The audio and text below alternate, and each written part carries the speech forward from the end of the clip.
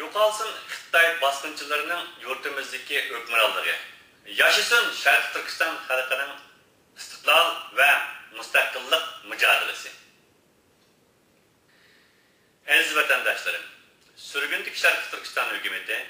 yurtdashida yurtimiz Şerqi Turkistanning hurriyat va istiqloli uchun mücadele elib berayotgan qarindoshlarımızning bir araga kelib, düşmanımız Xitoy qarshi elib berayotgan milliy mücadelelerini texmi yuqori pallaga ko'tarishni maqsad qilgan holda 2004-yil 9-oyning 14-kuni Washingtonda qurildi.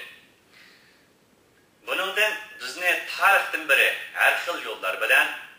bir qanchaga bo'lib, o'zimizning yig'ida o'zimizning go'shini qo'rib kelmoqda bo'lgan Xitoy hokimiyati yana bir qatim qattiq cho'chidi. Ammo hükümetimizin qurilishi hurriyat va istiqlolga tashna bo'lib, Xitoyning vahshiy zulm va qirg'inchiliklari ostida kecha-kunduz faryod chekayotgan, lekin qorong'ilik ichida hech chiqish yo'li topolmay, bizga nima uchun Allohning rahmati kelmaydigando, hur dunyoda bizning holimizga echinadigan va bizning ovozimizni dünya jamoatchiligiga angladigan biror yarmi bormidi deb alam hasrat chekmoqda bo'lgan millionlarcha mazlum xalqimizning ko'zlari uchun nur va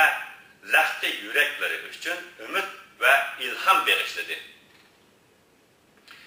Yurt ichidagi va sirtidagi Xitoylarga vatan millatni setish badaliga rahat farog'atchilikka chiqish va bu yo'l bilan mansabga ega bo'lib, izzat va obro' qozonishni o'zlariga urf odat qilib olgan bir qism vatan qoyini va munofiq qarindoshlarimiz hukumatning qurilganligiga ko'p bearam bo'lib qayg'urdi. Qisqasi, biz hukumatimizning qo'lga keltirgan g'alabalarimizning cho'ng kichikligini yuqorida izhor qilingandek, düşmanımız Xitoyning va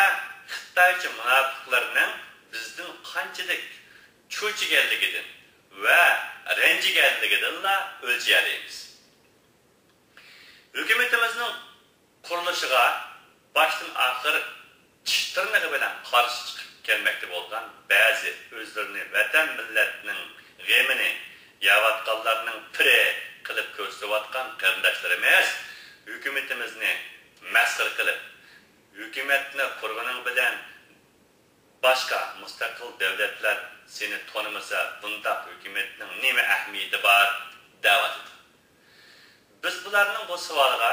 boshqalarning bu hukumatni tanimasligi hech ajablanarli ish emas. Ammo eng echinishlige o'zimizning jinsidan bo'lgan sanga o'xshash maxluqlarning tanimasligidir deb javob beramiz. Bir cümle söz bilan aytganda, o'zimizning bir hukumat qurishga loyiq va iqtidorli millat ekanligimizni tunib yetganligimizning o'zida va hukumatimizning qurilganligini butun dunyoga jakolaganligimizning o'zida bir tarixiy buyuk ahamiyatga egadir va muvaffaqiyatdir. Men hükümetinin qurguvchisi ve onun başbakanı bo'lish sifati bilan mazkur hukumatning qurilishidan ta bugunga qadar bo'lgan 4 oylik muddat ichida fidokorlik ko'rsatib kelmoqda bo'lgan barliq yurtdoshlarga, bo'libmi hukumatimizni Turkiya hukumatiga va xalqiga tunishni maqsad qilgan holda bugungi bu tarixiy ahamiyatli yig'inni uyushtirgan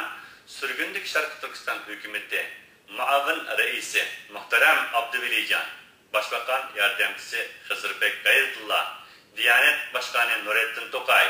Büyük Millet Meclis Başkanı Doktor Sultan Mahmud Kaşgari, Devlet Bakanı ve Hükümet Sözcüsü İsmail Cengiz, Ekonomi Bakanı Aydoğan Kobulay, Dışişleri Bakanı Yardımcısı Erkin Karahan ve başka hükümetimizin